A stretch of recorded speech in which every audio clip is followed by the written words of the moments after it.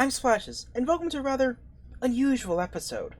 So a couple of days ago, the first snapshot for 1.16 was released, and with it was released these new types of tools called Netherite tools, as well as Netherite armor and swords and stuff, but right now we're just going to look at these tools.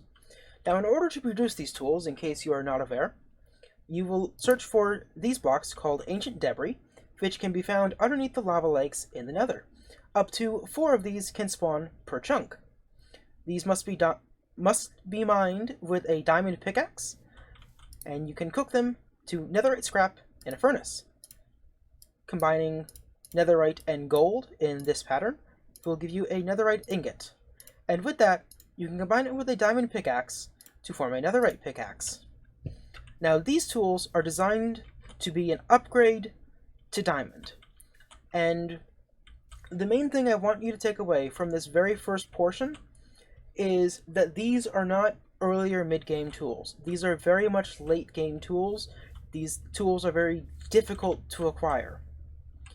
So, I suppose the real question is, are these tools actually faster? Technically, yes. But practically, it's a little more complicated. And in order to explain that, we're going to need to use math and really jump in to how Minecraft calculates how long it takes you to break blocks. Now, if you know me, in which case I severely apologize and you have my deepest sympathies, but if you don't know me, one of the things that I love doing is I really enjoy math, and I enjoy doing math in spreadsheets to create easily readable tables. So we're going to do a lot of math this episode in order to demonstrate how much better, or not better, these new tools actually are than diamond tools. So the first thing we really need to look at is how does Minecraft calculate how long it takes you to actually mine a block. And they do it by using this equation here. And this equation looks kind of complicated, but it's actually not that complicated. It's basically just plug in the values and you get out your time. So the first thing is that this equation depends on 5 major factors: whether you can harvest the block, the hardness of the block, the haste level, the base mining speed, and whether or not it is enchanted with efficiency. First question is, can you harvest the block? If you're able to pick up the block by breaking it, then you insert a 1.5. If not, then you insert a 5. Hardness is a property of the block itself. Haste level you get from beacons. Your base mining speed is a property of the type of tool that you are using. As well as the last one is, if it is enchanted, insert your efficiency level squared plus 1. If it is not enchanted with efficiency, then just insert the number 0. For our cases, we're always going to be assumed that we can in fact harvest the block, that we are using the correct tool, and for the most part we're going to be assuming that we have efficiency on the pick, because this is a very late game item. So the first major variable that we're going to take a look at is the hardness, and this is just a property of the block itself from the Minecraft Wikipedia. I have copied over the table onto this chart here, and most of this is probably fairly intuitive to people. People know that blocks like obsidian are very hard, and things like daylight detectors can be broken really easily.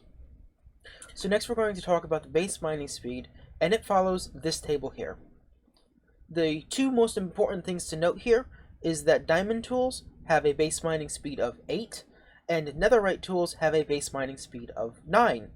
So netherite tools, strictly speaking, are better. And netherite tools are still worse than gold tools. Also notable that these numbers can go all the way up to times 15. And then the other thing that really affects this number is the efficiency value. Of course, there are 5 levels of the efficiency enchantment, which will use this equation here. And the big thing to note here, because this is what's really going to affect the rest of this video and sort of how everything goes together, is because of this squared term. So something with efficiency 5 this term here is equal to 26, because 5 squared plus 1 is 26. Now, in the case of diamond, this denominator here is 34. In the case of netherite, it's 35. That is less than a 3% difference, and that is really going to significantly affect the rest of this stuff. Now, in cases when you do not have an efficiency bonus here, and this is in fact just 0, then this base mining speed becomes much more important, because it isn't completely dwarfed by this efficiency factor. And we'll see that as we go through this stuff later on. So I've gone ahead and done all my math in Excel, and I've made a bunch of tables, which we'll look at shortly. But just in case you want to recreate this, here is the code which I used for the Excel stuff. The important things to note, because of how Minecraft works, is that it is divided into 20 ticks, which means everything will be rounded up to the nearest 0.05 seconds, except in the case that the value is less than 0.05 seconds, in which case it will instamine. So now we can go ahead and look at some actual tables. And first we're going to be looking at efficiency 0, and this is going to be very brief on most of these tables because most of them really don't matter for most people. The main things that you want to note from these tables is that they're categorized in terms of hardness, which we found on that previous slide. Efficiency 0 is the first table. Sorry, haste 0 is the first table, haste 1 is the second table, and haste 2 is the third table. Major things that we're interested in here is the amount of difference between diamond and netherite tools, because that'll actually tell us how much faster it is. Also, any sections that are highlighted in green like this are things which can be instamined. So one thing you might notice is that with efficiency 0 and haste 2, which I do not know why you would be in that situation, things like netherrack will in fact be instaminable with netherite, which they would not be with diamond. But that's the only time this ever happens. Efficiency 1, you can see that these numbers are starting to get smaller and the number of blocks being affected decreases. This pattern continues for efficiency 2. And for efficiency 3, getting smaller and smaller each time. As we get into efficiency 4, we notice that only a very few select blocks are now being affected. And as we get to efficiency 5, we get to even less blocks. And that's because the difference in this base mining speed of 1 is completely dwarfed primarily by this 26. Because this factor is getting so large that it's not able to significantly change things. And that 3% difference, especially for most of these things which take significantly less than a second to mine, you're only looking at areas where that very minor change basically drops it slightly under a 0.5 multiplier, or 0.05 multiplier. So for example, with efficiency 5, you're only noticing a difference with things like obsidian and the new netherite blocks, as well as, oddly enough, with furnaces, dispensers, and droppers, just because of that example that we were talking about earlier. But what this means is that, by and large, you are not going to notice a difference at all.